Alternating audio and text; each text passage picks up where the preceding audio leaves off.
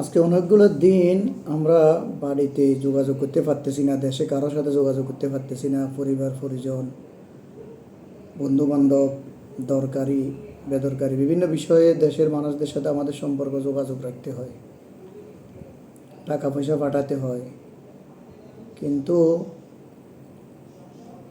একজন খারাপ আত্মা ডাইনি, আলিফ লাইলার খারাপ আত্মা ডাইনি সোফানিসবা ছিল না, মহারানী কটকটি, এই ধরনের বিষাক্ত জিনিস শুধুমাত্র তার ক্ষমতাকে কুক্ষিগত করাই, মানুষকে শোষণ করার জন্য, দেশের সম্পদ দিয়ে আমেরিকা এবং কানাডাতে বেগম ভাড়া বানানোর জন্য।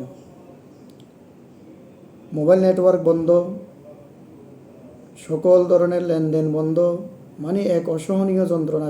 বাংলাদেশের মানুষ যারা দেশে বিদেশে সবাই, আল্লাহর গজব কখন আসবে এদের উপর, এটার অপেক্ষায়। মানে এক ভয়াবহ অবস্থা, মনটা খুব বেশি ফেরেশান।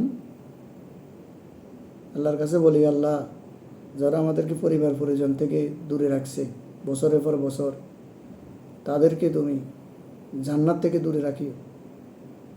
তাদের জন্য এটাই যথেষ্ট, এটাই যথাযথ।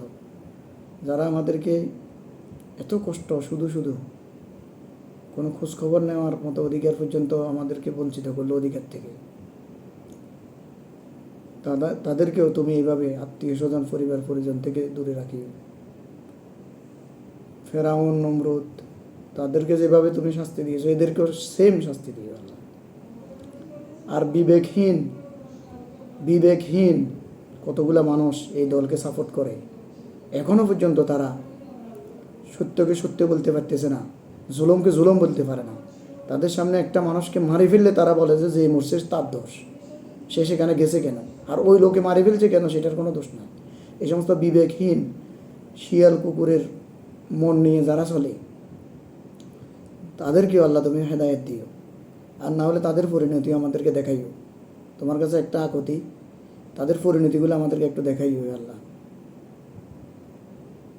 প্রবাসী মানুষগুলো কি পরিমাণ কষ্ট করতেছে। এমনিতেই যারা বিদেশে থাকে তাদের মনটা সবসময় নরম থাকে, এক ধরনের কষ্ট অনুভব করে। তার ভিতরে যদি এতদিন ইন্টারনেট মোবাইল নেটওয়ার্ক বন্ধ রাখা হয় শুধুমাত্র জুলুম করার জন্য, অত্যাচার করার জন্য, মানুষদের টুটি চেপে ধরার জন্য, বাক স্বাধীনতার জন্য, বাক স্বাধীনতা হরণ করার জন্য, আমার মনে হয় কোনো কোনো ক্ষেত্রে ফেরাউনের জুলুমকেও এরা ওভারকাম করছে, ফেরাউনের থেকেও মাত্রা ছাড়িয়ে গেছে।